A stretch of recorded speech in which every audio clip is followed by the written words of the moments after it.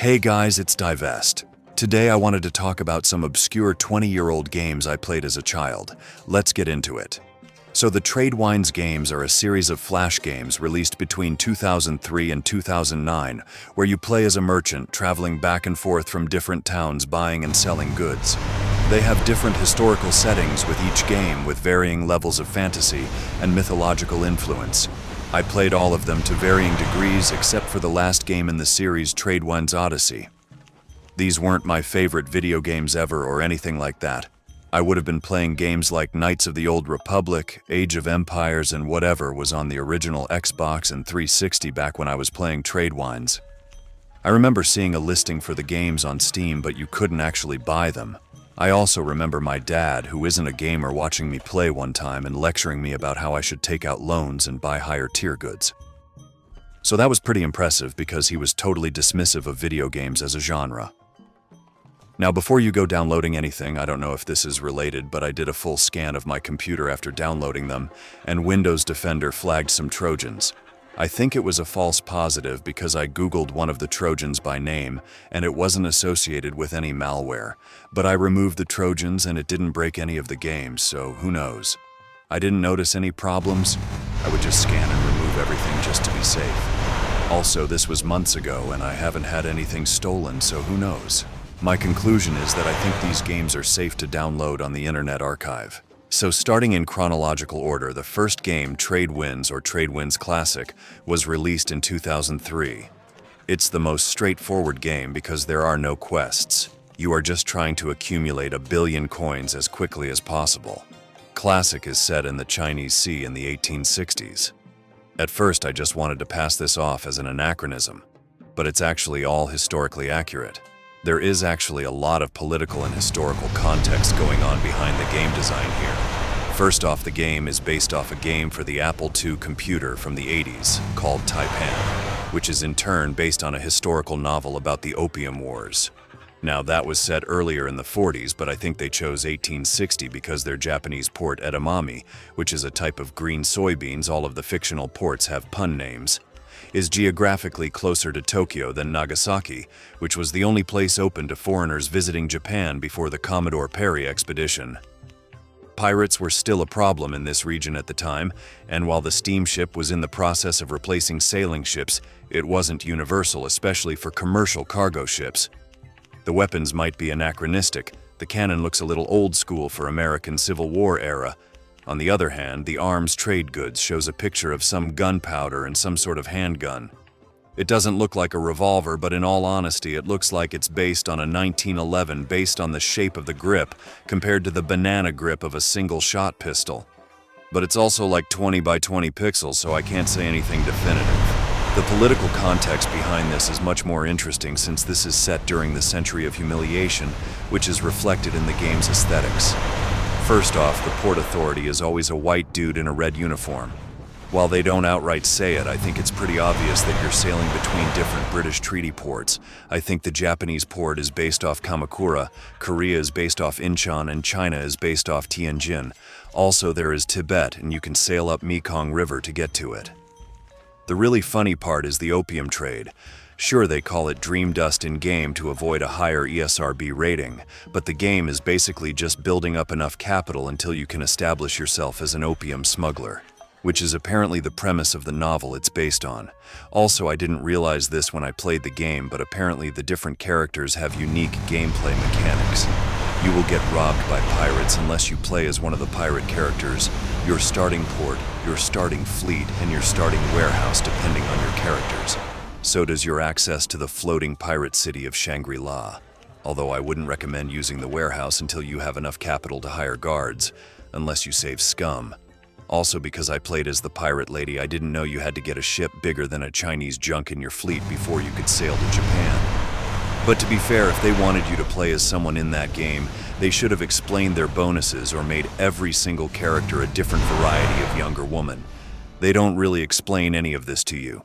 Sailing from any of these places, even on a wind-powered ship, isn't going to take a whole month. Maybe Tibet, because you'd have to take the ships overland or something for most of the journey, like that movie about the guys sailing along the Amazon River. The combat is also unique to Classic. First off, you can dedicate as much cargo space as you want to guns.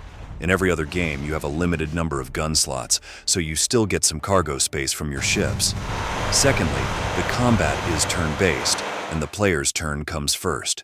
Now, while it's completely brainless combat because you're just clicking fight or flee, there is some strategy to it. You need a large fleet because each ship in your fleet can only target one enemy ship per turn, so you don't want to load all your cannons onto one ship because it will only be able to target one enemy per turn. It's better to distribute them where there is less chance for overkill. Other than that, you'll just need to have enough cannons to deal with the pirates without letting your ship sink, because as long as your ship doesn't sink, you can get it repaired typically for cheaper than the cost of fighting the battle. Next up, you have Tradewinds 2 from 2005.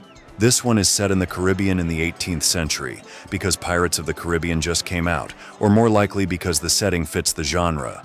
So Tradewinds 2 made some significant improvements with the addition of a larger variety of trade goods, indicators to tell you the price you paid for goods.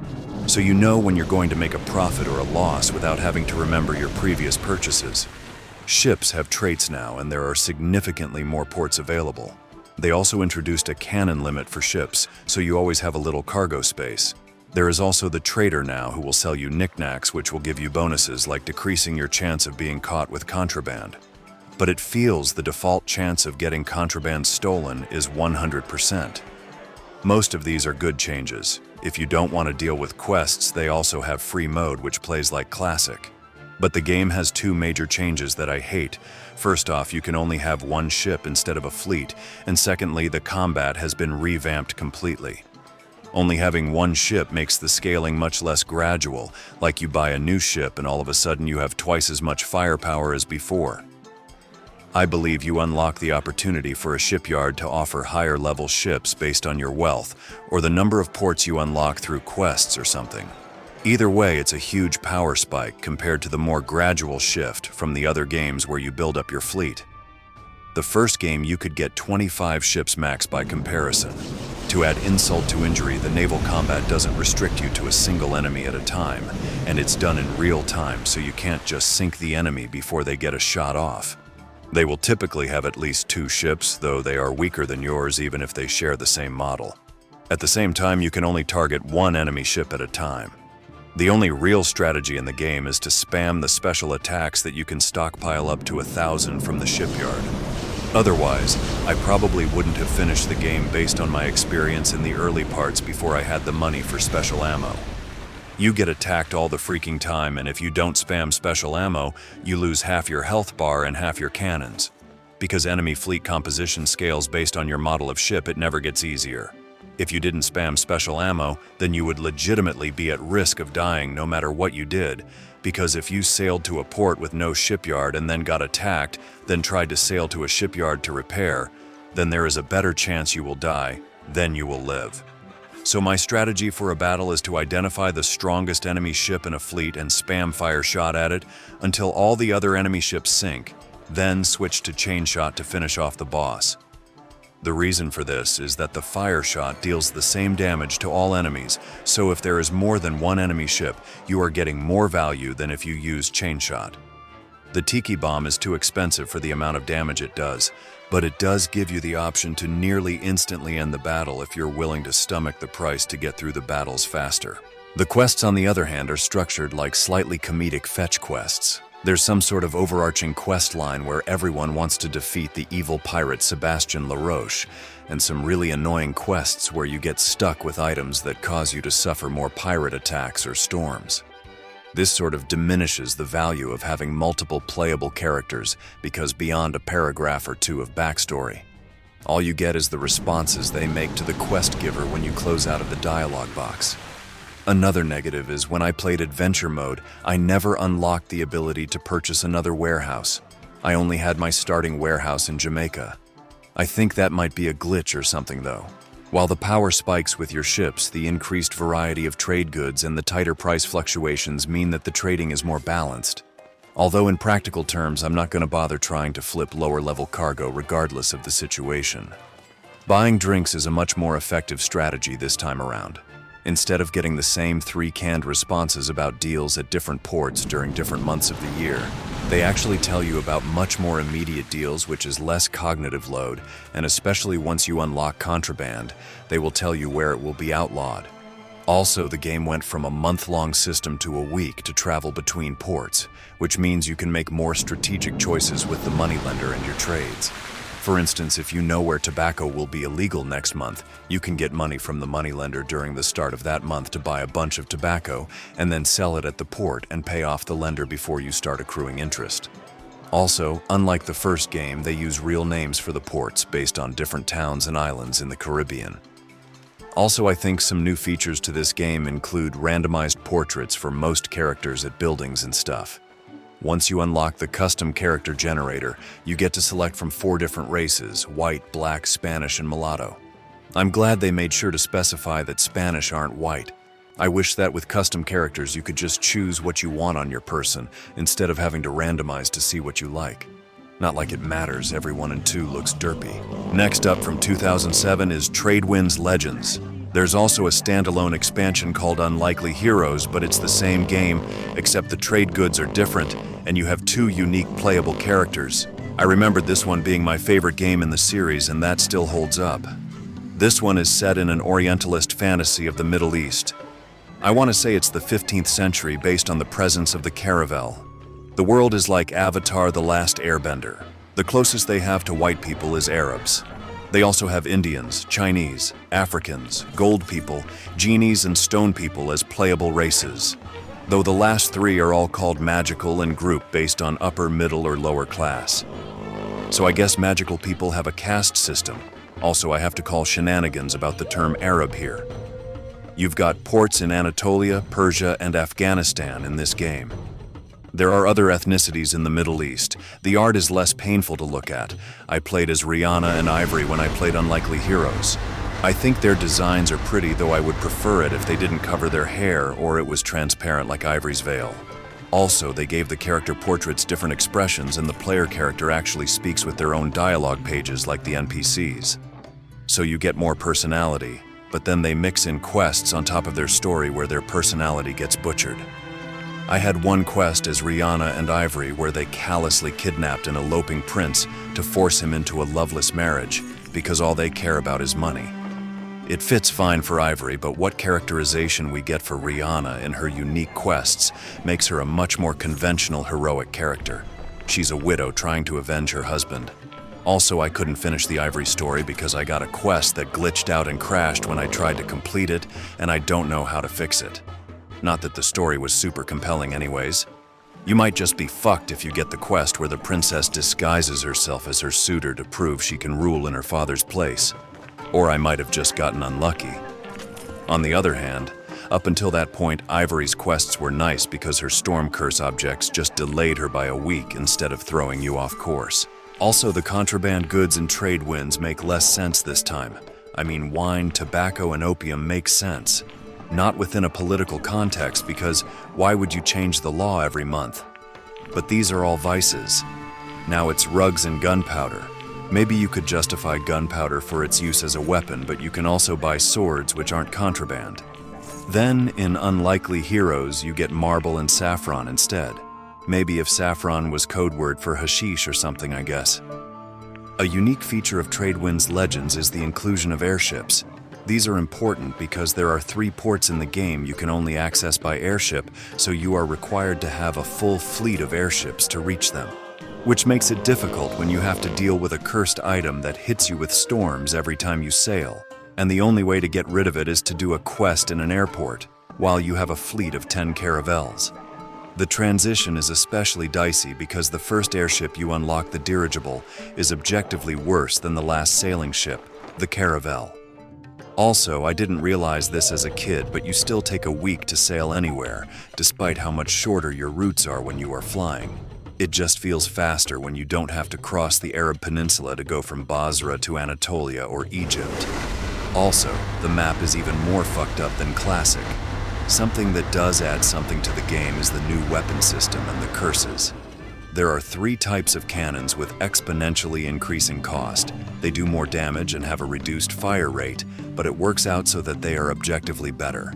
So unlike Tradewinds 2, the power of enemy fleets doesn't scale past your own fleet, so you always come out a little ahead in a fleet battle, provided you don't have ships sink. The cheese strategy for combat this time around is to queue up a plague curse on each enemy ship when the battle starts. That gives you 10 seconds where each enemy ship can't fire. It costs up to 200,000 gold if the pirates have 10 ships, but that's only a little more expensive than repairing your fleet would be if you fought the battle without them, and it means you don't need to worry if you are traveling to a port without a shipyard to repair your fleet later.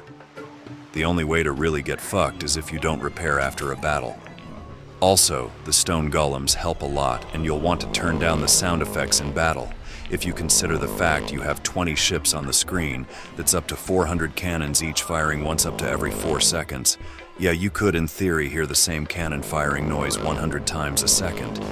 Maybe that is why Tradewinds 2 doesn't allow for fleets. The sound was too annoying.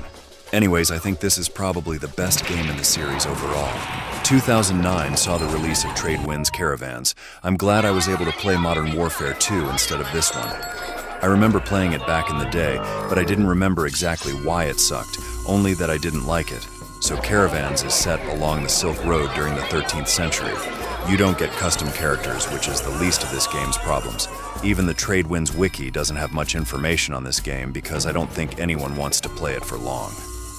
So some of these problems are inherent to the fact the game is set on land.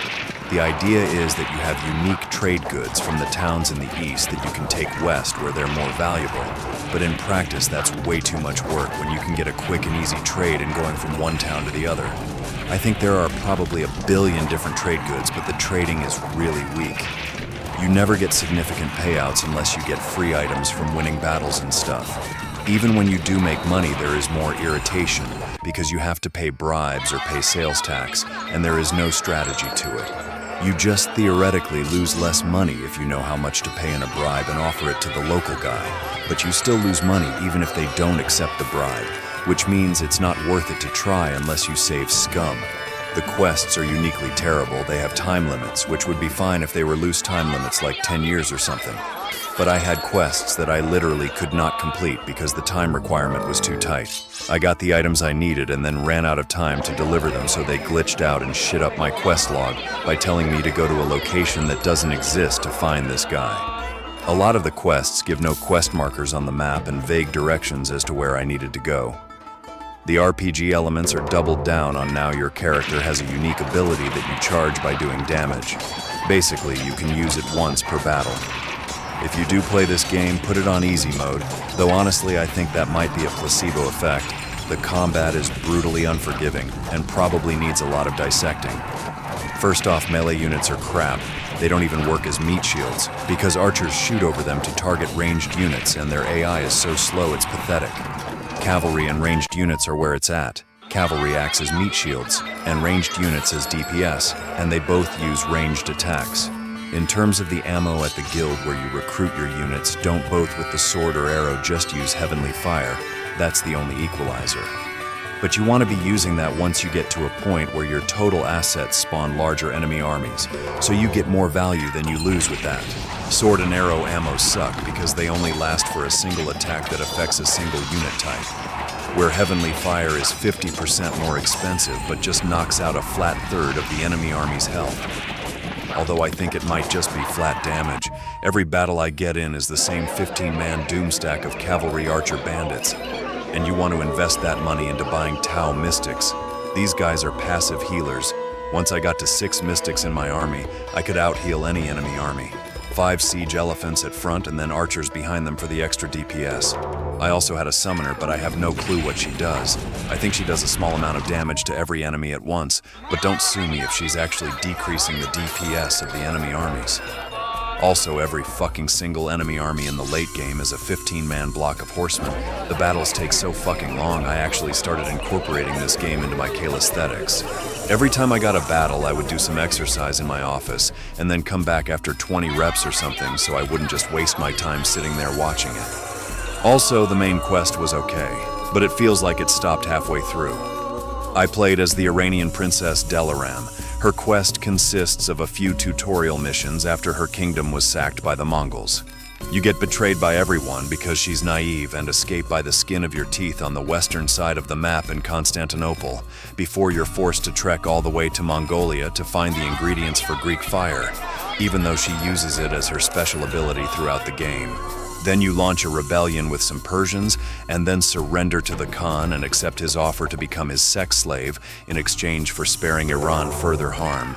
Then the rebels bust you out and the story ends. Also, during the final quest battle, my armies got reversed with the enemy for some reason, so I ended up with 15 war elephants while they had the Tau mystics and summoner, so I had to spam heavenly fire to kill them. It's kind of like a Bethesda game where you hear about all these major story events, but they don't affect your place in the open world at all. It feels like they hit a wall with the narrative because unless the invincible Tau mystic army is canon, the Mongolians are going to kill everyone. But after this, you're just a generic trader free to enter Mongolia as you will. Also, when I finished the second act, my save file got corrupted, and I had to restart from the beginning. So I cheated in money and rushed through the story the third time around because I couldn't be bothered. I think the most valuable trade good is silk, not including treasures dropped by defeated bandits. But I don't feel like spending the real-life days it would take to check the markets in every town to see if there are more valuable goods somewhere else. One good thing I can say about this game is that the pack animals and land armies mean that the power scaling isn't as bad as Tradewinds 2. I would love someone who is more obsessive than I to go back over this game and study all the intimate details of it, but I am not interested in playing it again. Finally, we have Tradewinds Odyssey, set during the Trojan War where Greek mythology is real, but also you can play as a guy who was a student of Socrates, who was born over 700 years after the destruction of Troy. First thing, this game has really bad screen tearing issues. I don't know why this game in particular has this problem when it's the youngest, but I am surprised these games even work on modern systems, so that's a blessing. It's a little better if you disable the three-dimensional graphics. We've got the races again. This time we of course have Africans and Persians, the guys missing from Tradewinds Legends, the game that actually had Africa and Persia in it. On the Aegean Sea, of course. Along with that, we have the Greeks and the Olympians as two distinct races, though they have the same skin tone and it's actually difficult to tell them apart. I think the Olympian females show more cleavage, but classical artwork of every female back then shows them topless. Funny how I can dedicate so much time discussing racialism in series of flash games about merchants. Also, fat people are called beautiful, so I guess someone on the dev team is a chubby chaser. There are some similarities with caravans. Characters have special abilities, but the combat doesn't suck, for instance, and there are a lot of trade goods. This one actually has some basic tactics in that you can order ramming attacks. I'm not sure how valuable ramming really is. The overpowered strategy this time around is Athena's Mercy. Instead of buying special ammo or curses like the last 3 games, you give offerings of trade goods at the temple, so if you fill out your fleet with all the weapons, they will take a little bit of damage during the battle, but you can negate all of it by popping Athena's Mercy to heal during the long pause after you sink the enemy fleet. So you don't have to go to a dockyard to heal, and after the very early portion of the game, you're going to save a ton of money so you can effectively stop trading and play the game adventure mode. Another nice feature is that this game feels the most like there are strategic choices to make about your fleet composition. The cargo ship has the most cargo space, the Scorpion is the only ship with strong ramming, and Triton's destroyer is the best combatant in general. In Legends, the second-tier airship had more cargo space than the Dragon ship, but you have to use the Plague meta in order to make that work, because the enemy fleets rapidly outpace you at that wealth level. The only thing I don't like about the combat this time around is that I feel like you should have mythological units to fight on your ships. You have 2 weapons of exponentially different costs along 2 weapon classes, short and long-ranged. Basically, you have your cannons and then you have archers and javelinmen since these are comparatively tiny ships. It feels needlessly complicated since you get both weapon slots on basically every ship, and the visual fidelity of the game is such that you can't tell the weapons apart. On the plus side, I don't think you can lose weapons like in the other games, so you don't have to make sure to repurchase crap. The trading still feels weak, but you have warehouses at least, so you can sit on goods to make big bucks. There are a ton of different trade goods, You actually spread them around because each city only starts with a few different goods. Once you sell 10 at a town, they will start selling that too. You even have to go on quests to invent the most valuable trade goods. Basically, you take 2 existing goods and give them to the inventors, and then that city will produce a new trade good. That's also how you unlock the contraband. Unfortunately, the contraband is weak because it doesn't spread to other cities, so you can't stockpile it in warehouses efficiently to make the big drachma. It also is never illegal at the port that produces it, and it's impossible to actually know where it will be illegal or to mitigate the chance of getting caught with contraband.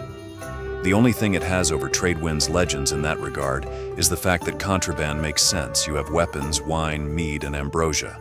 Ambrosia can only be bought at Mount Olympus, and it's the final trade good because you need 2 other unlockable goods, cheese and squid, to unlock it.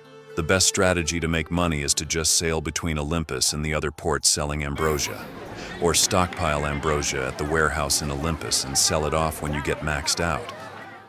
The narrative is actually good. It's mostly just parodies of Greek myths. They didn't sanitize it like Disney's Heracles either.